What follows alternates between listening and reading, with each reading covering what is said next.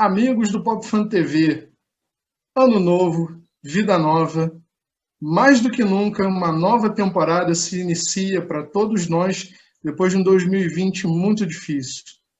E é uma honra, uma satisfação enorme receber um dos maiores nomes da indústria do quadrinho, não só nacional, mas internacionalmente. Seja muito bem-vindo, mestre Mike Deodato. Opa, obrigado aí pelo convite. É uma honra muito grande recebê-lo aqui. Normalmente, nós aqui no Pop Fan TV pedimos que o convidado se apresente, mas hoje, nessa nova temporada que se inicia, se o senhor me permitir, eu gostaria de fazer diferente.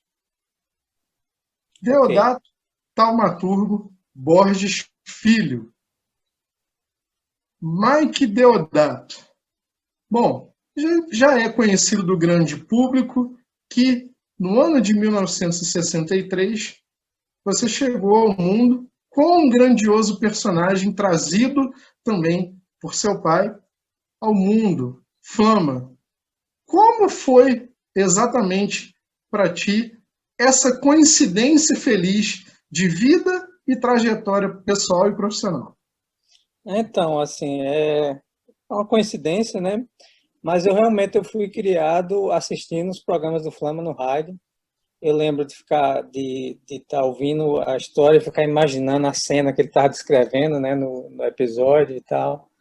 E meu pai criava um bocado de coisa para atrair as crianças, né? Criava a carteirinha do agente do Flama, né? Então a minha, claro, ele arranjou de ser a 007, né? E aí tinha carteirinha, aí ele tirava fotos para distribuir na frente da emissora, com ele vestido de máscara do Flama, porque ele também interpretava o Flama. Ele era diretor da rádio, diretor de Sim, programação, ele escrevia as novelas, interpretava, fazia tudo, né? Então, assim, eu cresci vendo o Painho sendo um herói, né? Sendo um herói, todo pai é um herói para o filho, né? Mas ele também era o herói dos quadrinhos e do rádio, né? E então, assim, ele lançou essa revista, arranjando patrocinadores em toda a cidade e tal, mas não dá para viver de quadrinhos, principalmente ele trabalhando em vários locais, e, enfim, a gente sabe que até hoje é difícil viver de quadrinho no Brasil. Mas ele meio que se realizou através de mim, né? Ele me incentivou a comprar muito gibi para mim, meus irmãos. Era tudo de sebo, né? Que era mais barato, mas a gente não interessava. Era tudo sem capa, mas a gente queria era ler. E então ele se incentivou muito e chegou um ponto que a gente começou a trabalhar juntos também, ele escrevendo e eu desenhando para o mercado brasileiro. Então a gente trabalhou cerca de 10 anos juntos e eu fui aprendendo com ele sem ele me ensinar. Só eu vendo como ele fazia os roteiros e tal, ele fazia as histórias, ao invés de ser datilografadas, ele fazia metade de um papel ofício, ele fazia já com um quadrinho pequenininho, assim, onde colocava os balões, os ângulos e tal. Aquele sem eu saber, eu estava tendo uma aula de narrativa, né? Então, assim, foi fantástico, né? Ter tido essa sorte de ter um pai que, ao invés de dizer que você não vai ser quadrinista, não, você vai morrer de fome, ele, na verdade, ele incentivava. Então, foi uma história diferente e foi ótimo. mestre, é realmente muito importante tudo isso que o senhor declara e demonstra, porque não só um vínculo familiar, um exemplo de casa para o mundo também, mas que exatamente é importante a gente ressaltar para o público que nos assiste, porque às vezes muitos jovens têm esse tipo de talento nato e os pais não incentivam, querem que os filhos sejam engenheiros porque sabem desenhar, ou que sejam arquitetos ou congêneres. Que exatamente conselho que o senhor daria para esses jovens ou artistas que nos assistem também nesse momento sobre perseguir e perseverar no seu sonho ou no talento nato? Então, assim, eu acho que todo mundo tem que perseguir o próprio sonho, né? Fazer o que você gosta é o ideal, né? Às vezes não dá certo, né? No meu caso mesmo, eu demorei anos para conseguir viver de quadrinhos, né? Eu decidi ser quadrinista aos 13 anos, só fui conseguir viver de quadrinhos, acho que uns 15 anos depois, 20 anos depois. Então, assim, acho Uhum. que aos 27 foi que eu comecei a poder viver de quadrinhos, 30 anos, eu nem lembro. Mas, então, assim, de qualquer maneira, se você puder fazer o que gosta, ótimo. Nem que seja por hobby, né?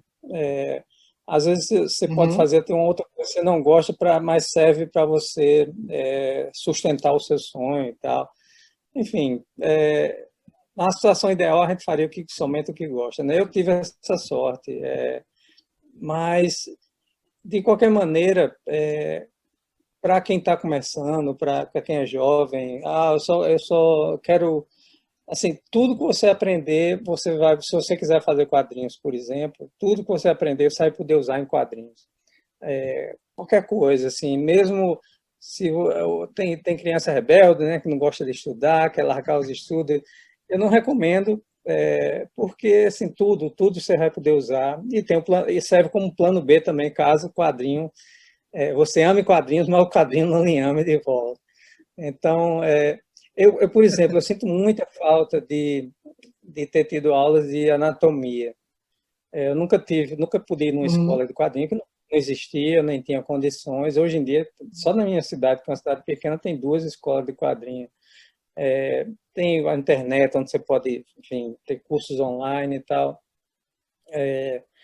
Então, assim, eu sinto muita falta de não ter tido essas aulas de anatomia. Então, acho que tudo é importante, assim, que você vai poder aprender, você vai usar, até mesmo a convivência universitária, no colégio, essas experiências vão lhe ajudar como criador também. Então, essa idade, você ser jovem, essa é a hora de você absorver tudo, para você poder colocar depois no seu quadrinho, suas experiências. Pois é, mestre. Curiosamente, o senhor mencionava que em sua época não haviam as escolas de desenho de preparo e anatomia dos personagens em quadrinhos, mas podemos citar aqui alguns exemplos, acho que o maior deles como Rob Liefeld, aí um professor que vale uma consulta para os estudos anatômicos, não é? Bom, assim, o povo fala muito, né, da anatomia de Rob Liefeld e tal, mas enfim, ele tem uma legião de fãs, né, que gosta do estilo dele, e ele entende, na verdade, ele entende muito de quadrinhos. Você vê as coisas que ele escreve no Facebook e tal, ele realmente é um fã que entende da história dos quadrinhos e tal. Então, enfim, tem gosto para todo mundo, né? Exatamente, é isso. Bom, uma outra pergunta, um outro ponto válido e muito propício a tudo que o senhor mencionou agora é que existem diferenças culturais entre o fã de quadrinho no Brasil e mundo afora. O senhor teve a oportunidade de desenhar para os maiores estúdios do mundo, para as maiores casas de quadrinhos. Qual a sua percepção exatamente do comportamento, da admiração do fã de seus trabalhos no Brasil, no mundo afora? Existe exatamente uma disparidade, alguma diferença, ou o fã sempre é fã? A diferença do brasileiro é porque a gente se conecta instantaneamente, né? A gente não tem a gente é muito de abraçar, né? Não agora na pandemia, né? Mas pré-pandemia a gente era muito de abraçar, já vê um brasileiro, a gente já se conecta imediatamente, enfim, já é amigo de longa data e tal. Tem essa diferença, né? Os fãs estrangeiros, eles têm os costumes deles, né? A, a cultura deles, eles são, em geral, são mais comedidos, né? E brasileiro não, né? Brasileiro já, enfim, já vai se chegando, que é ótimo, né? O que eu acho mais bacana é poder me comunicar em português mesmo, porque, assim, por mais que eu fale bem inglês ou outra língua, assim, eu sempre me sinto como se estivesse repetindo frases feitas, assim, eu estivesse imitando um sotaque que não é meu. Então, assim, eu nunca vou me sentir completamente confortável. E falar em português com fã brasileira, assim, numa convenção brasileira como a CCXP ou a FIC, é fantástico, assim, não tem experiência melhor. É, é realmente muito bacana. Eu lembro que quando eu pude, enfim, conhecê-lo na CCXP de 2019, foram dois momentos completamente distintos. Primeiro que eu tive a honra de participar da sua Masterclass, que me marcou muito. Eu vou entrar num detalhe dela daqui a pouco, mas posteriormente, como artista, autografando no Artes Alley, e a fila estava gigantesca. Eu encarei bons 20 minutos de fila, não me arrependo de nada, porque é muito satisfatório. E exatamente, lembrando da Masterclass que o senhor deu durante o Unlock, o senhor comentou uma situação muito engraçada, que se o Wolverine não fosse canadense, poderia ser paraibano. Você lembra dessa história, mais ou menos? Vamos dividir com quem me acompanha? Nordestino é baixinho, cabeça chata, peludo, invocado, feio. Então, é a gente, Wolverine é a gente. Brabo, né? Então, assim, não leva desaforo para casa, acaba macho, pronto. A gente é Wolverine. Tá feito, tá dito. Bom, passando para uma situação igualmente séria, mas positiva também, voltando à situação da formação cultural, é interessante também a gente observar que o quadrinho, principalmente no nosso país, ele tem um caráter socioeducativo. Muitas pessoas adquirem o hábito da leitura também por conta dos quadrinhos, seja de artistas como o senhor ou como Maurício de Souza. Já houve casos de fãs que de repente chegaram até o senhor em qualquer evento, ou mesmo de repente por meio das redes sociais, e dizendo: olha, tomei gosto pela leitura por conta de seus trabalhos, e como é que é para o senhor exatamente perceber: olha, eu fui importante, eu sou importante na vida dessa pessoa por conta dessa contribuição? Não especificamente não de aprender a ler, né? Eu sei que Maurício de Souza e os personagens dele já ensinaram muito brasileiro a ler. Uhum. Mas no meu caso, mas teve outras histórias, assim, enfim, histórias que eu personagens assim que eu nunca gostei muito, assim, achei que ficou mal feito, eu não caprichei, mas para aquela pessoa, aquele quadrinho, aquela revista foi importante. Então, assim, tem sempre uma história que eu faço que é importante para alguém. Então, é muito bacana isso. Assim, quando alguém vem me contar uma história, eu li quando era... Minha primeira revista foi essa que você acabou de postar e tal. Isso acontece direto, assim. Então, é bacana essa sensação. Assim. A gente se sente velho, mas é legal.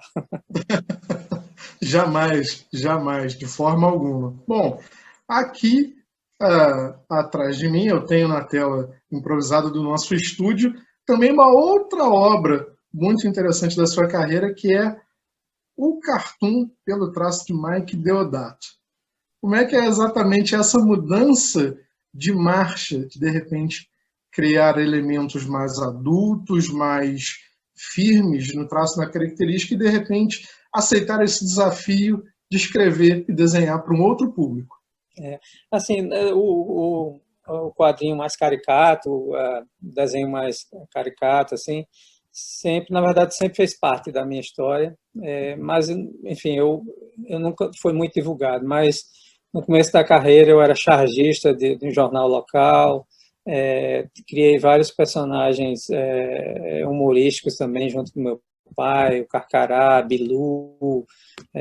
Então, assim, não é uma coisa estranha. No começo eu era mais influenciado por Ziraldo, Uhum. e no passar dos anos eu fui tendo muita influência de Calvin Haroldo. E esse quadrinho específico aí, esse álbum, ele é, na verdade, ele é muito pessoal, porque, na verdade, foram quadrinhos, cartões, que eu dava para minha esposa, para minha filha, em datas comemorativas, ou então depois de uma briga com minha esposa, eu ia lá fazer um cartoon, uma historinha para ajeitar as coisas. Então, assim, era tudo muito pessoal, que a gente mantinha na parede de casa e tal. E teve uma vez que Mano Góes, aquele autor de Ô Mila, meu amigo, aí ele veio aqui em casa e tal, ele achou fantástico, disse que eu tinha que publicar, porque todo mundo ia se identificar com isso. Mas será? Essa é a relação pessoal. Ele vai, vai. Aí eu publiquei realmente, né? Todo mundo que vê tem sempre uma situação daquelas que é parecida para qualquer família ou para qualquer casal. Aí eu achei bacana isso, eu gostei. Eu ainda continuo fazendo, assim, daqui a pouco vai ter material para um outro. Sempre que tem uma data comemorativa, minha esposa faz assim, ei, cadê meu cartão? Aí eu vou lá. Graças a Deus estamos ávidos desde já por uma nova compilação dessa. Bom, mestre, é inevitável, eu acho que eu serei até um pouco repetitivo no que está a vir pela frente, que são os anos de trabalho para os maiores estúdios de quadrinho do mundo, Marvel e DC. O senhor tem contribuições numéricas e inesquecíveis em cada um dos estúdios. Como é que se deu exatamente a sua trajetória até chegar aos estúdios internacionais e ser disputado também, cortejado por eles, para que mantivesse ali trabalhos exclusivos, como foi o caso da Marvel, que foram praticamente 20 anos, mais de 20 anos de colaboração. Como é que foi do namoro ao casamento e, de repente, essa longa estrada? Então, assim, eu comecei fazendo fanzines no Brasil, né? Quadrinhos independentes. É, depois publiquei por 10 anos no Brasil também, editoras pequenas, não dava para você viver de quadrinhos no Brasil. Até que em 91 apareceu o estúdio Arte Comics, lá de São Paulo, que estava representando desenhista brasileiro no exterior, entraram em contato comigo, me passaram uma história, eu fiz e não parei mais. Isso foi em 91. Mas aí, lá nos Estados Unidos, também foi o mesmo processo no Brasil, começando por editoras bem pequenas, né? Christie, Malibu, enfim, Continuity, até que finalmente eu fiz um teste para Mulher Maravilha na DC e fui aprovado e comecei a fazer na Mulher Maravilha. Depois de 3 números, as vendagens quadruplicaram e no final de um ano da revista, aí as outras editoras já estavam despontando meu passe, né? A Valiant, no caso era a Valiant e a Marvel, e eu decidi ficar com a Marvel. Terminei ficando com a Marvel por 24 anos e tal. No meio, assim, uns 2 anos no meio, fiz alguma coisa para Dark Horse, fiz algumas outras coisas para DC e tal, Caos, outras editoras, mas o grosso desses 24 anos foi na Marvel e foi uma relação muito boa e tal, assim, assim, por mim eu ainda estaria lá, mas aí chegou o momento de eu fazer meus próprios quadrinhos autorais. Então, ano passado, eu decidi deixar a Marvel para seguir essa trilha de quadrinho autoral, fazer meus próprios personagens. Bom, 2020 foi um ano catastrófico para diversas áreas do entretenimento, nos quadrinhos também não foram diferentes. Verdade. Infelizmente, muitos artistas, talvez alguns de seus amigos e colegas também, acabaram perdendo postos nos grandes estúdios, mas o senhor exatamente saiu da zona de conforto, que era desenhar para um grande estúdio, e topou o desafio de lançar um universo próprio de novos super-heróis pelo estúdio Aua. Exato. O desenvolvimento do projeto sofreu duramente no ano de 2020. O senhor pode exatamente nos contar como é que anda exatamente o trabalho novo e autoral de Mike Deodato? Então, assim, eu comecei, na verdade, um pouco antes, fazendo Berserker Unbound, saiu pela Dark Horse, nos Estados Unidos, e aqui saiu pela editora Amino, em parceria com o Jeff Lemire. Essa aí foi minha estreia como quadrinista autoral por lá, né? Então, depois que eu saí da Marvel. Depois disso, eu me juntei à AWA, que é Artists, Writers and Artisans, que é uma editora fundada por Bill Gimas, que é um ex-presidente da Marvel, e Axel Alonso, que é um ex-editor-chefe da Marvel. E lá eu comecei criando o universo de super-heróis da própria editora, que é uma revista chamada The Resistance, escrito Uhum. por Stravinsky, que é o autor de Babylon 5, enfim, um monte de coisa. Como é o nome daquela uma série da Netflix? Sense8 também é dele. Enfim, em quadrinhos fizemos junto com Homem-Aranha, Dream Police, enfim, a lista é enorme. Então a gente ficou encarregado de criar o universo de super-heróis deles, foram 6 números. Depois disso eu fiz Bad Mother, que já está, o número 6 deve sair para, o número 5 sai para a semana, que é o último número da minissérie, que é sobre uma mãe de subúrbio, sem poderes, sem passado de policial, treinamento de karatê, nada, que ela tem que um pouco gordinha, assim, meia idade, com filhos, invisível para a sociedade e para a família, e ela tem que ir atrás da filha dela, que foi raptada, não pode contar com o marido, está viajando, a polícia é corrupta, então ela tem que ir atrás e resolver com as habilidades dela de dona de casa. Aí isso foi o que me atraiu nessa história, porque é o oposto de tudo que eu vinha fazendo na Marvel, que é desenhar seres super bonitos, perfeitos, quase deuses, com poderes, que resolve tudo com raio, e ela não tinha nada, uma dona de casa comum de subúrbio que tem que usar a própria força interior de mãe para salvar a filha dela. É muito bem escrita, é uma história policial, e combina com o meu estilo, com bastante sombra e tal, com Christa Faust, e eu já acabei, ainda vai ser publicado o último número para a semana, mas já acabei faz um tempo, e eu estou num outro projeto com ela também, que já foi anunciado, chamado Redemption, e é sobre uma mistura de Mad Max com Imperdoáveis. Só que no lugar de Clint Eastwood, Linda Hamilton, com 60 anos, sendo o papel principal. E é uma pistoleira que ela se aposentou, e só que a filha da ex-amante dela quer que ela vá lá na cidade salvar ela, que está dominada por um bandidão lá. Aí esse conflito o tempo todo, ela sem querer voltar e tal.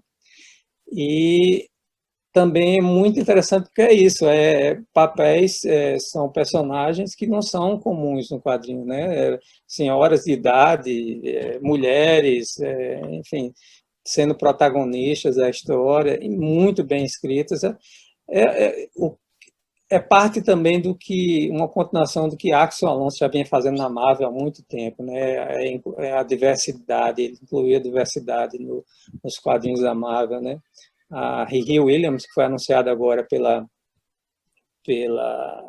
Disney, a criação minha de Brian Bendis, foi nesse período na Marvel, né? Uma menina negra substituindo um Homem de Ferro, né? Então, assim, eu acho bacana, assim, acho importante a gente forçar essa diversidade, assim, porque se a gente for esperar que os próprios autores ou que o público peça, o público já está acostumado a só receber quadrinho de gente branca, enfim, masculina e tal, super-herói. Então, assim, e os escritores, criadores também, assim, já se acostumaram, foram criados nesse universo. Então, eu acho que é importante você como criador, você incluir, fazer essa inclusão, que faz falta, né, para o público também. Então, estou tendo essa oportunidade novamente na IWA, de trabalhar com esses tipos de personagens. Eu acabei, ontem, eu terminei a última página de Redemption, são 5 números, a estar completa vai sair a partir de fevereiro. E já estou com o meu próximo projeto engatilhado, mas esse eu não posso falar.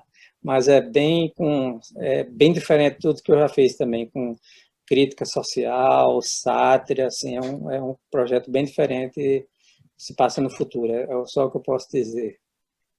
Bom, desde já estou mais do que ansioso pelas suas novas obras, porque realmente é uma degustação de primeira poder ler cada obra que tem os seus traços. E exatamente nesse quesito, o senhor tocou em pontos muito importante, que é a comunhão de um bom roteirista, também com um desenhista de mão cheia. Quando o senhor recebe os projetos, qual o seu critério para dizer sim ou não, esse me interessa, esse não me interessa, e exatamente colocar o traço de Mike Deodato naquela obra escrita por uma outra pessoa? Então, eu tenho que gostar, né, da premissa da série, as coisas às vezes acontecem como aconteceu com eu e Jeff Lemire, que a gente estava fazendo Thanos para a Marvel juntos, a gente se deu muito bem, eu estava adorando fazer, e aí ele me convidou para fazer um quadrinho autoral. Ele me perguntou o que eu queria fazer. Então eu disse que eu queria fazer um Bárbaro, que eu queria desenhar Bárbaro, adoro Bárbaro, e a partir daí ele construiu todo o universo e tal, e pronto. E eu já confiava no trabalho dele, porque eu já tinha trabalhado com ele, e quem não conhece Jeff Lemire, enfim, sabe do talento dele. Algumas vezes a Marvel, enfim, eu era contratado exclusivo deles, então eles me passavam, pode, ela tem esse projeto aqui, você vai fazer Wolverine eu ia fazer Wolverine com Brian Bendis, por exemplo. Ia ser a volta do Wolverine, mas um pouquinho antes Bendis caiu fora, foi para DC, né? Então o projeto terminou ficando engavetado por anos, voltou um dia desse, né, com Adam Kubert. Mas assim, então assim, tem escritores que eu já confio, dou cego, né? Brian Bendis, esses caras que você conhece de nome, você já, e outros eu tenho que ver do que se trata e tal. O meu último projeto para a Marvel, por exemplo, eu achei que não ia dar certo. Porque foi assim, eu ia fazer Conan, né? Aí eu fiz a promoção, a pôster promocional e tudo, só que ia demorar eles conseguirem ajeitar no papel os direitos de Conan e tal. Então eles me passaram, e eu ia fazer o Wolverine com o Bendis, mas ele saiu. Então eles me passaram um evento da Marvel, que começou com uma quantidade de números e foi se expandindo. Foi tendo vários outros intercalados e tal. E terminou demorando muito, um ano inteiro. Quando eu terminei, já haviam sido escolhidas as equipes para as revistas de Conan, que eram duas, eu acho, ou três. Então, aí então, e agora? Aí eles, não, diga aí, o que é que você quer desenhar? Qual é o outro personagem? Porque só faltavam 5 números para terminar meu contrato. Eu já tinha avisado ele um ano antes que eu ia sair. Aí eu disse, por mim eu queria desenhar Conan, mas não pode, mas aí eu fiz a lista. Conan, aí Electra, Punisher, pode ser Wolverine, pode sair listando que eu queria desenhar tudinho. Então eles pegaram, fizeram um brainstorm lá com Jerry Dugan, que eu já tinha trabalhado no evento da Marvel, que é fantástico, e eles criaram uma revista com todos esses personagens juntos. Aí eu pensei, né, isso vai ser Vingadores Selvagem e tal, vai ter Conan, Wolverine, Conan misturado com Wolverine, isso não vai dar certo, isso vai ser uma porcaria. Mas, enfim, eu tô saindo, né, tal, e a Jerry Dugan, eu confio em Jerry Dugan, que ele vai conseguir fazer uma coisa boa aí. Mas a ideia eu não gostei de jeito nenhum. Mas, pelo menos eu vou desenhar Conan e tal, aí, só que é fantástico, ele conseguiu fazer uma mistura que é absurda, de personagens totalmente diferentes um do outro, assim, com a única coisa que eles têm em comum que eles gostam de matar, né? Mas de mundos diferentes e conseguiu fazer fantástico, assim, um bom humor, piadas e tal, para o clima de sessão da tarde. Então terminou sendo um presente de despedida fantástico da Marvel. Então tem essas situações, assim. Na Marvel eu confiava muito neles, naqueles projetos que eles tinham para me oferecer, porque eles sempre me ofereciam escritores fantásticos e tal. Então, assim, mesmo que eu tivesse um projeto que eu gostasse muito, você vai ter que sair daqui para ir para outra coisa. Aí eu, caramba, eu estava fazendo Wolverine Origins. Eu, que merda, eu vou ter que sair e tal. Finalmente eu consegui fazer Wolverine Origins. Mas é porque Brian Bendis criou uma revista só para você, que é Dark Avengers. Aí Bendis, então tudo bem. Eu saí meio revoltado de Wolverine, mas, enfim, foi um dos meus maiores sucessos da Marvel e um dos maiores sucessos da Marvel também. Então, assim, é só você ter bom senso, né? Você não pode também, uma editora que a Marvel era exclusivo, na minha cabeça eles têm que me usar como uma arma secreta para onde eles achassem melhor me relocar, né? Então, mesmo que eu não tivesse muito afim de fazer aquela revista e tal, mas eu sabia que eu ia ser recompensado depois. Então, eles sempre me passavam um projeto fantástico depois, eu não tava... Então, teve sempre essa relação muito boa. Na aula, é Axel Alonso, é um dos caras que eu mais confio, no melhor editor de quadrinhos do mercado americano, um grande amigo, então eu confio de olho fechado nele. Então, assim, ele me apresenta assim, 3, 4 projetos, tem algum desses que você gosta e tal, eu olho, bom, gostei de todos, mas esse aqui é o que eu gostei mais, né? No caso foi Bad Mother. O que me atraiu mais foi a conversa da mãe e a filha no final, assim, foi o que me... fantástico isso. Então tem isso, assim, tem coisas que acontecem mais organicamente, tem coisas que acontecem mais dependendo da situação, mas a pessoa agindo com bom senso, assim, quando eu posso, eu escolho o que eu realmente me apaixono mesmo, então tem funcionado sempre assim. É muito bom poder ouvir o senhor falar isso, porque exatamente, novamente reforça aquilo de que nunca é por dinheiro, é pelo gosto. E precisa haver uma conexão do artista com o trabalho pelo qual ele é convocado exatamente para executar, e é realmente magistral cada uma dessas peças, dessas obras que o senhor citou. Inclusive... Eu aprendi no final dos anos 90, né, que eu estava trabalhando demais, dormia 4 horas por noite, fazia 3, 4 títulos por mês, e eu estava trabalhando só por dinheiro mesmo. Aí terminou, o que aconteceu? Meu desenho ficou uma porcaria, no final ninguém queria trabalhar mais comigo, a Marvel não queria se renovar, as outras editoras que eu fui atrás também, todas não queriam, e eu vi essa rejeição como um sinal de que eu tinha que me reencontrar, né? Então, eu tive que recuperar o meu amor pelos quadrinhos, e tomei decisões que eu uso até hoje, que só vou fazer uma revista por mês, tomar decisões baseadas em coisas que eu gosto de fazer, não pelo dinheiro. O dinheiro vai ser uma consequência depois. Então, tive vários convites para sair da Marvel durante esse período que eu estava lá, mas como eu estava me sentindo confortável, decidi ficar lá. Então, assim, é o que me guia até hoje. Assim, e o que eu me usei para me nortear foi assim, as memórias que eu tinha do tempo que eu fazia fanzine. Que eu usei essas memórias para me rebobinar meu cérebro. Assim, eu lembrei das conversas que eu tinha com meu amigo Augusto, quando a gente criou o Ninja. A gente ficava no meu quarto encenando as poses e tal, contando a história. E a gente faz isso, não, depois isso e tal. Depois eu ia desenhar. Então, toda essa animação ali ficou gravada, essa memória afetiva eu usei para recuperar meu amor pelos quadrinhos de novo. Bom, eu desde já eu peço desculpa pela pergunta que vem a seguir, antecipadamente, mas o senhor vai entender. Houve uma fase na sua carreira que o senhor precisou, digamos assim, trazer os seus talentos para algo um pouco mais, diria, adulto, por assim dizer. Isso foi o resultado da minha decisão de fazer coisas melhores.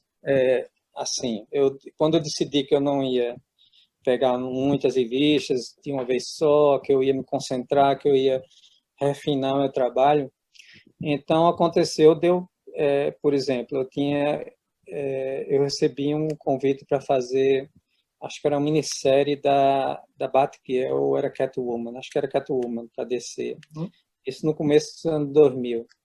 Então, aí eu pensando nisso, eu vou fazer meu melhor trabalho da minha vida. Então, apareceram vários outros, tem essa história para você fazer para outra editora. Não, saí recusando tudo que eu queria me concentrar naquilo. Só que o editor da revista entrou em contato com o meu agente e disse, foi um engano, não era para ir para a Deodato essa minissérie, mande de volta. Aí meu agente, mas ele recusou um monte de trabalho, se você tem que arranjar outro trabalho para ele, senão ele vai ficar sem trabalho. Aí ele, não, manda de volta, ele nunca mais trabalha para descer. Aí é claro que a gente mandou, a gente estava por baixo, né? Não podia exigir nada, mandou quietinho, até hoje eu quero que ele vá se lascar, mas não vou dizer o nome dele, não. Mas, como resultado, fiquei sem trabalho, então tive que procurar o que apareceu pela frente, e apareceu trabalhos de um site pornô, não sei se era Lori Benson ou Gina Jamison, alguma coisa assim, que era, basicamente, era eram ilustrações de sexo bem demoníacas. Então tinha demônios com um monte de pênis voando em volta de uma mulher lá e tal, com chifre. Foi divertido, principalmente a parte de procurar referência. Exatamente. Vale a pena exatamente a gente poder contar esse caos, porque as pessoas precisam se preparar.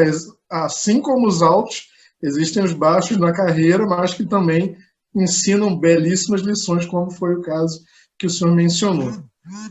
Um outro momento importante que marcou a sua carreira, a sua trajetória, é que os quadrinhos têm uma mensagem social pelo momento em que eles estão inseridos, seja quais eles forem, como nós mencionamos agora há pouco, a inclusão, a diversidade, hoje personagens transgêneros, comunidade LGBT e por aí vai.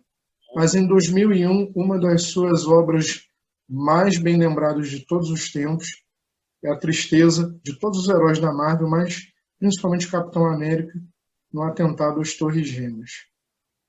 O senhor lembra eu lembro, mais ou menos, foi o seu estado emocional e que levou exatamente a desenhar aquela obra-prima? Então, eu lembro que eu estava aqui sentado na minha mesa, que era no outro local dessa casa, era lá embaixo, e eu estava vendo a TV ao mesmo tempo e apareceu a notícia e tal, fiquei chocado como todo mundo e tal, aí imediatamente comecei ouvindo a notícia e rabisquei um desenho naquela pose do Capitão América e tal, mas como assim, eu vinha postando na internet várias imagens e tal, de personagens na Marvel, assim, para divulgar meu trabalho, porque eu estava, enfim, num período não muito, estava me recuperando, aquele período que eu estava me recuperando, então eu tinha descoberto a internet como uma maneira de postar coisas e mostrar meu trabalho, só que eu não achei que seria bom eu usar isso para mostrar meu trabalho, então eu guardei, porque eu não achei, era uma tragédia, eu não ia me aproveitar de uma tragédia para fazer isso. Mas só que a Marvel entrou em contato comigo e disseram que eles iam fazer uma edição cujas vendas iam ajudar as vítimas, as famílias das vítimas. Aí perguntou se eu tinha alguma ilustração que podia contribuir. Aí aí desencavei o que eu tinha feito, mandei para eles, tem essa aqui. Ele, serve tal. Então eu mandei para lá, cumpri acho que na época vendeu o original por $5.000 e tal. E, enfim, foram vários originais de várias pessoas e tal, e teve a vendagem da revista, então se viu de alguma ajuda para as famílias. Mas realmente foi um momento bem triste mesmo. Enfim, foi isso. Pois é, mestre. Então, é realmente muito importante nós podermos salientar ao público que também os quadrinhos têm esse papel de passar a mensagem social no momento em que a sociedade é retratada, seja com qualquer tipo de mensagem que o for. Nessa reta final, então, o senhor bem lembrou, Riri Williams está chegando ao MCU agora em carne e osso, já foi inserida nos quadrinhos. Qual é exatamente a sua alegria em poder ver mais um personagem idealizado pelo senhor ganhando vida própria? Primeiro foi o Patriota de Ferro, também o Incrível Hulk, de seus traços, e agora Riri Williams. Teve vários, né? Teve Victoria Hand, né, do Agents of S.H.I.E.L.D., teve desculpe.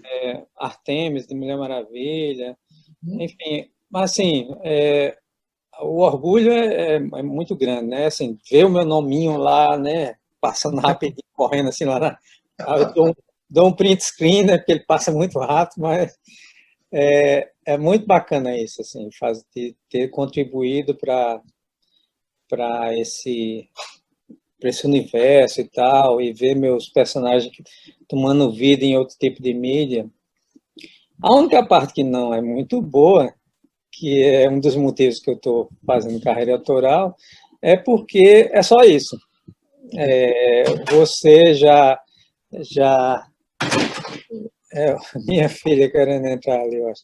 você já, enfim, eu assinei um contrato e tal, onde eu estava fazendo um trabalho, enfim, eu nem tenho o que reclamar. Uhum, Mas, assim, eu prefiro quando a pessoa recebe uma compensação também em dinheiro, que é o que acontece trabalhando na AWA, por exemplo. Mesmo quando o trabalho é autoral meu, como Bad Mother, Redemption e outros que ainda virão, eles são meus e da escritora. Então, se virar filme, se virar série, se virar bonequinho, tudo vem para a gente. Todo uhum, que dá uma segurança para mim, para minha família e tal. Quando o personagem não é nosso, como The Resistance, os personagens pertencem à aula, mas mesmo assim eu tenho uma participação nos filmes, uhum, bonequinhos e tal. Então elas dão essa, acho que é equidade, né? Essa participação nos lucros, que não uhum, acontece com a Marvel e a DC, infelizmente. Então, assim, o mercado de quadrinhos é muito pequeno, assim, é infinitamente pequeno comparado a outros da parte de entretenimento e tal. Então, assim, o que vier de consequência do sucesso do personagem, para o autor, ótimo, né? Assim, deveria haver esse reconhecimento por parte das grandes editoras. Eu sei que não estava no contrato e tal, mas o que é que custa, né? Assim, contribuir financeiramente também com o autor que deu tanta riqueza para as editoras. Eu não estou reclamando, não. Assim, eu assinei um contrato, é isso mesmo. Eu saí quando achei que eu deveria tentar outra coisa e está tudo bem. Mas eu acho que para quem está vindo aí, eu acho que, poxa, se eles não fizerem isso, eles vão terminar perdendo todo mundo para o quadrinho autoral. Porque, assim, quem é que vai querer ver a Marvel ganhando bilhões de dólares e você só vê só o seu nominho, não é?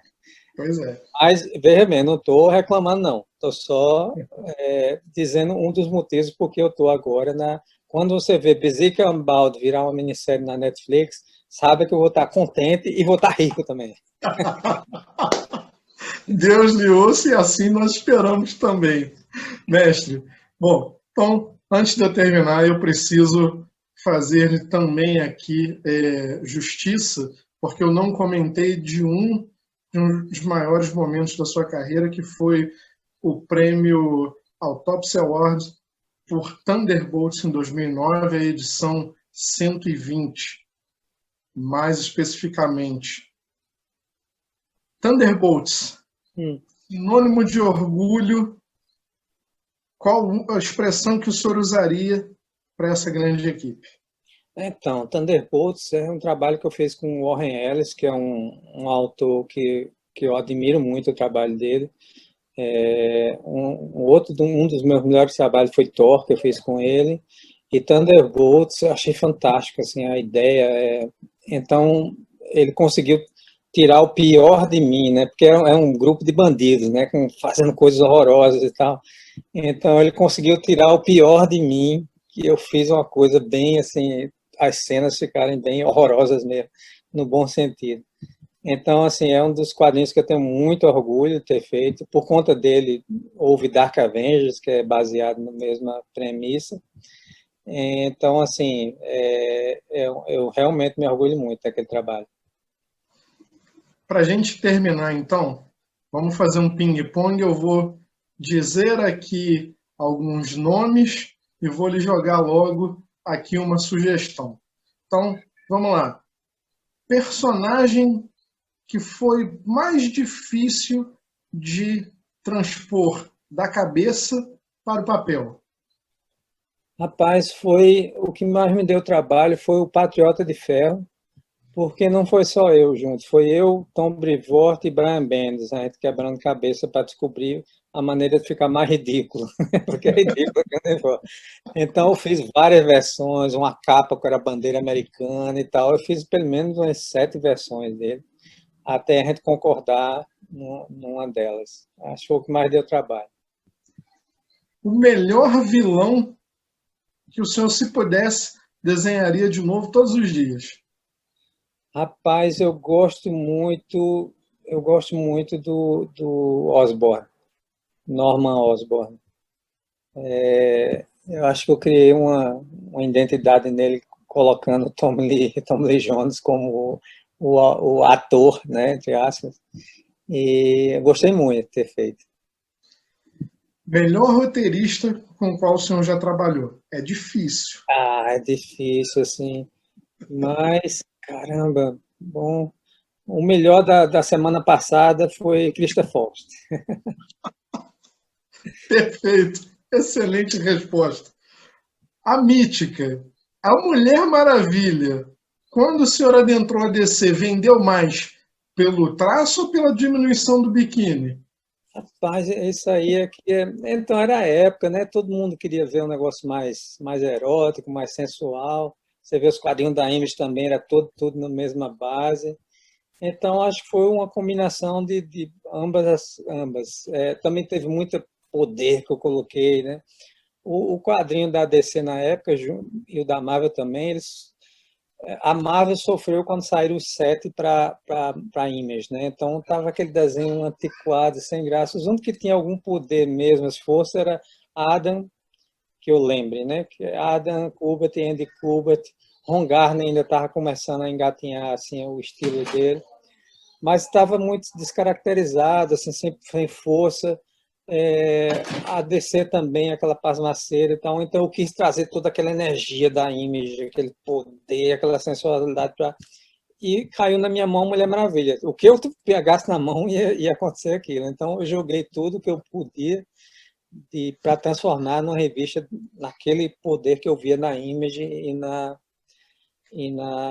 com os desenhos de Jim Lee e Mark Silvestre. Então foi uma combinação dessas coisas, da época, da sensualidade da época e desses desenhos impactantes com muita splash page e tal. Eu trouxe isso tudo que eu tinha visto na Image para descer e funcionou nas vendas. Né? Graças a Deus. E para encerrar, um artista brasileiro que o senhor admira, de repente tenha crescido admirando, e um talento que o senhor também esteja observando e possa recomendar. Então, assim, o cara que eu mais admiro do ilustrador brasileiro é Mozart Couto. Assim, para mim, ele é o Frazetta brasileiro. Assim, ele é fantástico, super simples, super gente boa. Mas, enfim, existem milhares. Né? Eu conheci, tem Maurício de Souza, é o nosso Walt Disney. Desculpa eu ficar usando referências estrangeiras, mas é porque é o jeito que eu sei falar, para o entendedor do quadrinhos entender a importância. Mas assim, eu conheci o ano passado Shimamoto pessoalmente. Eu só conheci por cartas. Olha quanto tempo eu conheci ele. E eu já era um fã do estilo dele. O cara, ele atravessou gerações marcando o estilo dele, mudando o estilo o tempo todo. Então ele marcou os quadrinhos de terror dos anos 50, nos anos 70 ele voltou também a marcar o quadrinho dele. Então está sempre em alguma década ele está lá marcando, fazendo o trabalho dele se impor. E eu vi que ele é uma pessoa absolutamente simples, maravilhosa. Assim, eu fiquei fã número um da personalidade dele também. Eu me considero uma pessoa bacana, boa, né, tal. E Mas perto dele eu me senti ruim, porque tinha uma fileira assim, de gente assim, no corredor, né, nos bastidores de uma palestra que a gente fez várias coisas juntos na CXP, e ele saiu falando com todo mundo que estava lá, tinha várias pessoas em cada ponta, assim, eles falavam com todo mundo, e eu não, né, eu sou meio tímido, até baixar a cabeça, falava só com quem falava comigo, não, ele falava com todo mundo, eu, puxa, como eu sou uma pessoa ruim, eu fiquei apaixonado por Shimamoto desde esse dia. Então, assim, novos talentos, cara, eu não estou acompanhando a cena, mas eu posso recomendar a Mino. A Mino, a editora Mino, ela está sempre com gente nova, descobrindo gente nova, novos quadrinhos. Então, assim, tem muita gente, coisa boa por lá. Mas tem muita coisa boa no Brasil inteiro. Eu ia ser injusto, assim, eu realmente não estou acompanhando a cena de perto. Então, não vou citar ninguém, não. tá certo, é válido e é justo. Bom, seu recado para esse 2021 que se inicia, para quem nos assiste nesse momento, mestre, qual seria para encerrarmos? Continuem usando máscara. Para quem votou no demônio que está na presidência, vá lá pagar seus pecados e vote direito dessa próxima vez agora em alguém que preste, alguém que defenda o meio ambiente, que defenda o brasileiro, defenda a economia brasileira, que não seja um desgraçado como esse que está no poder agora. Escolha alguém de bem. Talvez você se redima, seu fascista desgraçado que votou nele. Mas, apesar disso, vai ser um ano bom, vai ser um ano melhor, a gente vai se recuperar, todo mundo usando máscara e a gente vai sair dessa, todo mundo tomando vacina. Se Deus quiser. Deodato Taumaturgo Borges Filho, Mike Deodato. Eu gostaria muito de agradecer, não apenas em meu nome, mas em nome de todos que nos assistem, pela honra e o privilégio de poder bater esse papo tão digno, tão gostoso, tão fácil de transcorrer nesse momento com o senhor. E agradecer-lhe por tudo que fez e contribuiu para cada um de nós, com este belo presente que eu tenho aqui, autografado, e que guardo com muito carinho. Legal, que bom. Foi um prazer, pai, foi ótimo, adorei a conversa. Uma satisfação muito grande, meus amigos. Então, uma salva de palmas desde já para o nosso querido Mike Deodato. Obrigado, que foi um ano produtivo. A gente se vê daqui a pouquinho de volta aí no estúdio. Até já. Fui!